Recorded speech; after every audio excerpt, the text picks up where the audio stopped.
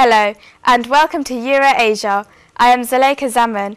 Here are your top stories of Europe and Asia of this week. On the 21st of February, the achievement of the International Mother Language Day, Bangla, was celebrated by the Mayor of Tower Hamlets, Lutfur Rahman, Bangladesh High Commissioner Mijarul Kayes and Labour leader John Biggs, along with other councillors. NTV director Mustafa Sarwar and NTV Europe team also attended this celebration to show their respect. This was celebrated in East London Altab Ali Park, Shahid Minar.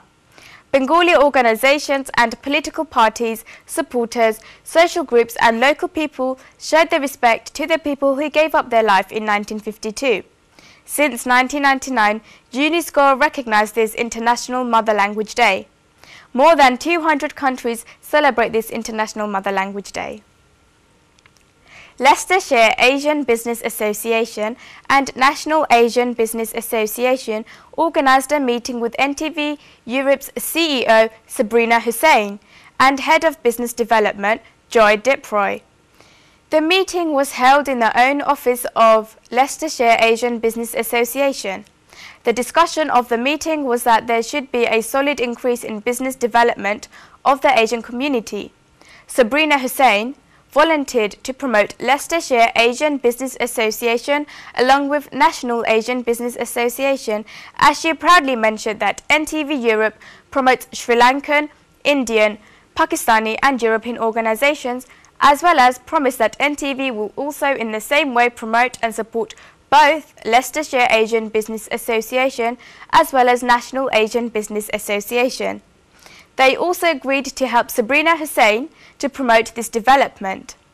The president of this organisation, Jaspal S. Minhas, was present along with Uday K. Dolakia, who is the chairman of this organisation, and Sharon Jandu, who is the public relation and communication specialist of Barclays Bank.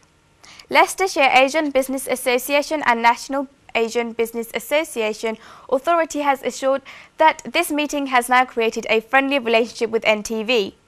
They also discussed how they would promote and help each other. A passenger has claimed that a co-pilot who hijacked his own plane in a bid to gain asylum threatened to crash the aircraft. The Ethiopian man seized control of the Boeing 767 when the Italian pilot went to the toilet. The co-pilot safely landed the plane in Geneva, Switzerland at around 5 a.m. He used a rope to climb down from a cockpit window and surrendered to police on the runway. Officials earlier said passengers had not been aware of the hijack. Redwan Hussein, Ethiopia's information minister, said the hijacker, who he named as Halimuddin Abira Tajan, had been working with the airline for 5 years and had no criminal record. Swiss federal authorities are now investigating and could press charges that could carry a prison sentence of up to 20 years.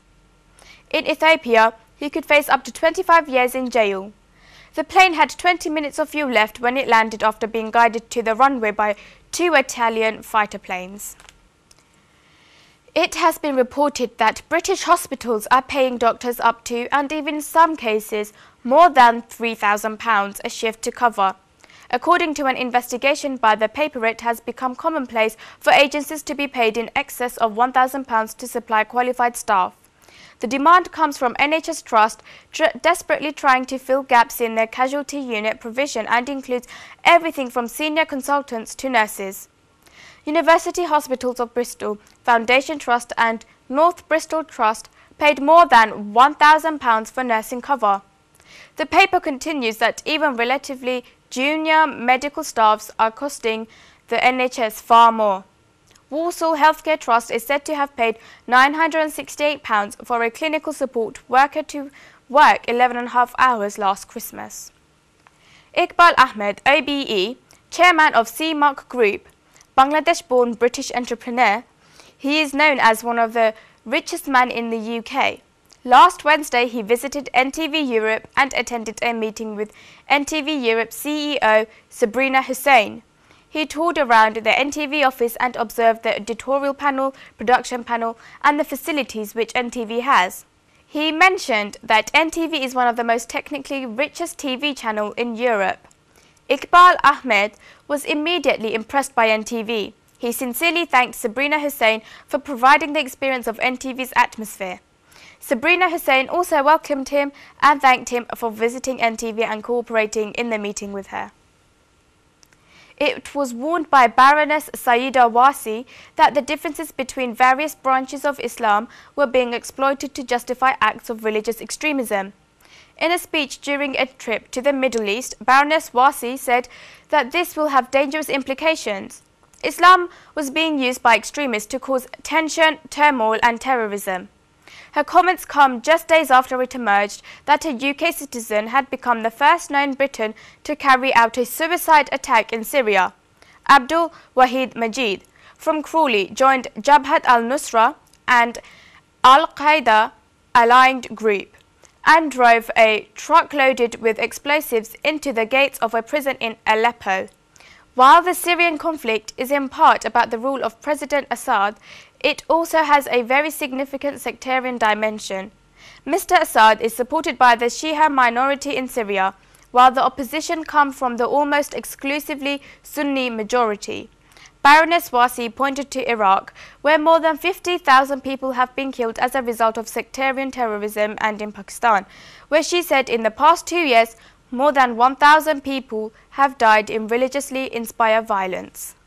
Viktor Yanukovych, who is a Ukrainian president, has signed a deal to try to end the political crisis in the country, which was also agreed by the opposition leaders.